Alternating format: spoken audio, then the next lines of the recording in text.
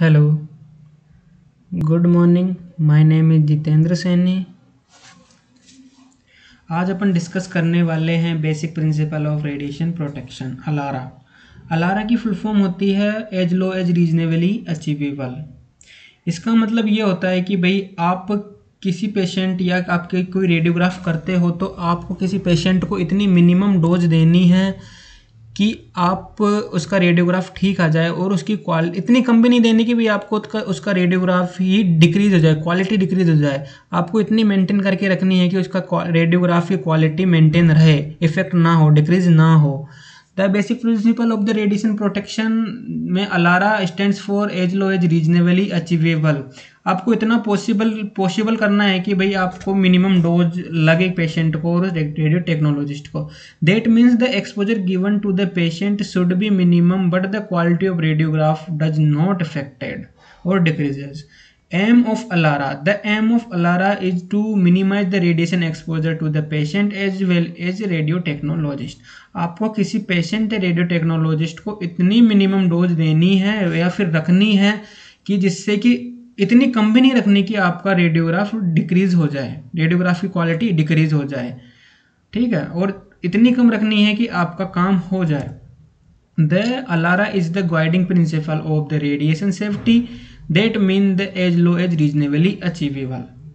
Whenever the ionizing radiation has been applied to the human body, animal and the material, that exposure should be as low as reasonably achievable.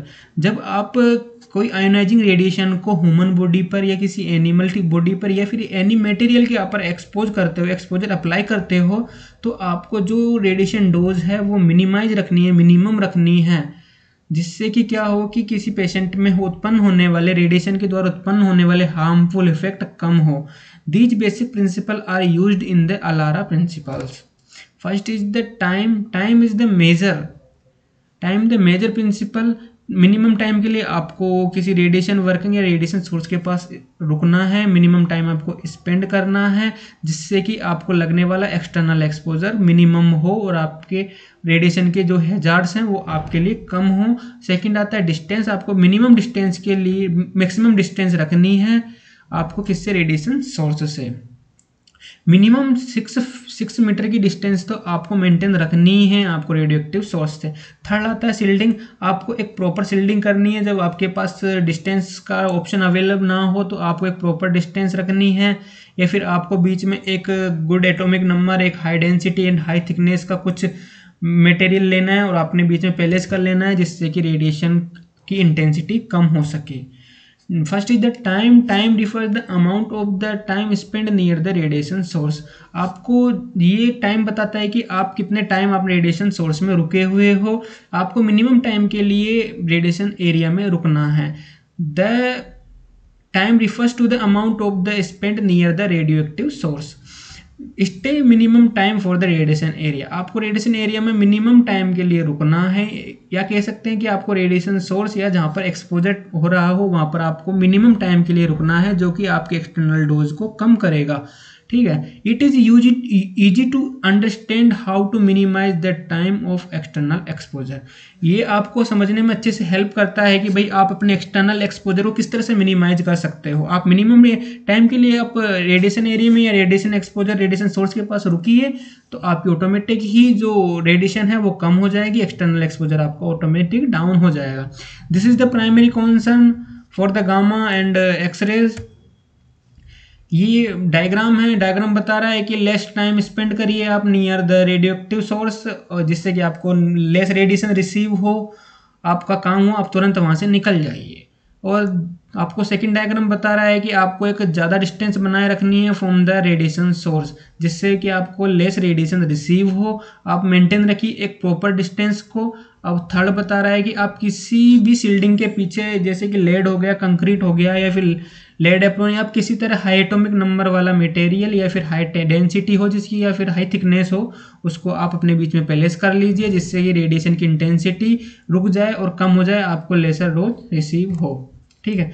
Second आता है distance. आप distance बता रहा है कि आप maintain करिए एक proper distance from the radiation source.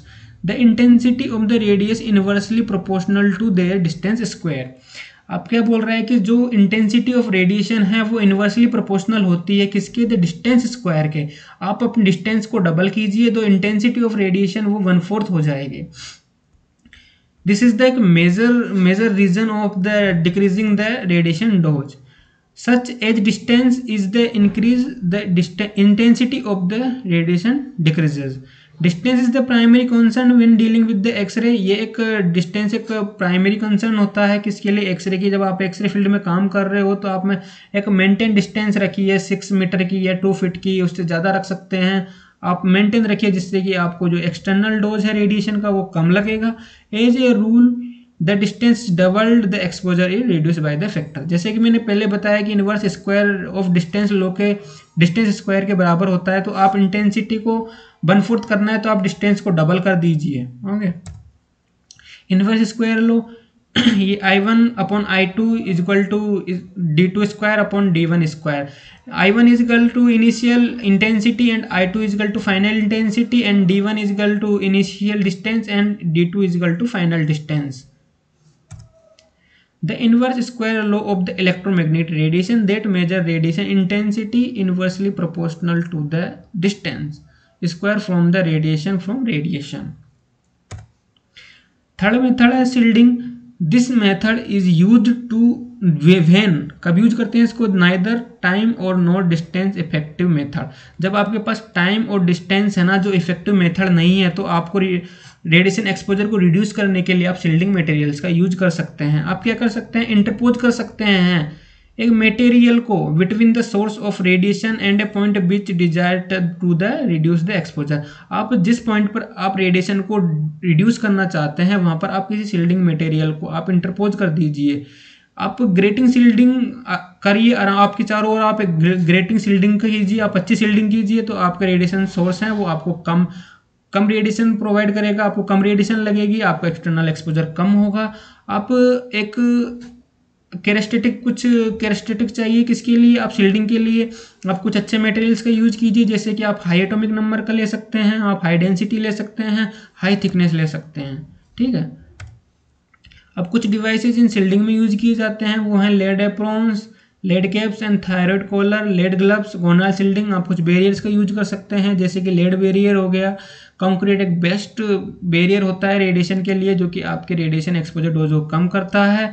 ये अलारा हमें बताता है कि किस तरह से अपन को रेडिएशन से प्रोटेक्शन करना चाहिए और रेडिएशन के प्रति अवेयर करता है अपन को अलारा को ही basic principle of radiation protection के नाम से जानते हैं। अब ये डायग्राम्स हैं, कुछ एडवांटेज हैं ये कि अपन को रेडिएशन डोज से प्रोटेक्ट करते हैं एंड कुछ तरीके बताते हैं कि आप किस तरह से रेडिएशन को प्रोटेक्शन करिए। आप नए नए तरीकों से आपको जागरूक या फिर आपको अवेयर करते हैं कि आप रेडिएशन से किस तरह से प्रोटेक्ट हो सकते हैं, क्या क्या हार्मफुल इफेक्ट हो सकते हैं। Provide the shielding equipment of the radiation protection. अब डिसएडवांटेज में आते हैं, radiation devices are very expensive. जो रेडिएशन डिवाइसेज आते हैं वो काफ़ी एक्सपेंसिव होते हैं और जो उनको पहनना क्योंकि उसमें काफ़ी वेट होता है तो इसके लिए आपको डिस्कम्फर्ट फील हो सकते हैं। इस तरह से अपना अलारा ख़त्म होता है and thank you so much.